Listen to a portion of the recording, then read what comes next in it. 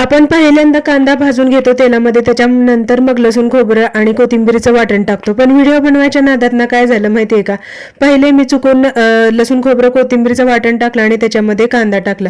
त्याच्यामुळं ना थोडंसं कांदा भाजायला थोडासा प्रॉब्लेम झाला.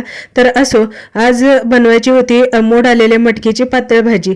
तर झणझणीत व्हावी म्हणून थोडंसं जास्त तिखट टाकलं आणि त्याच्यामध्ये मसाले तर टाकून घेतले होते. कांदा कसा तरी भाजून घेतला, कारण कच्चा कांदा असेल तर मग चांगली लागणार नाही भाजी म्हणून. तर बघा आता इथं मी मोड आलेली मटकी टाकून घेते आणि खूप छान मोड आले, थंडी सुद्धा. आणि थोडीशी घाई झाली होती त्याच्यामुळे भाजी पटकन बनवून घेतली. तर आता ही थोडंसंच पाणी ओतून त्याच्यामध्ये परतून घेते, झाकून वाफवून शिजवून घेते आणि त्याच्यानंतर जेवढं पाणी लागते ना तेवढं ओतून घेते आणि छानपैकी जास्त वेळ शिजवते. त्याच्यामुळे ना भाजीला चांगली चव येते.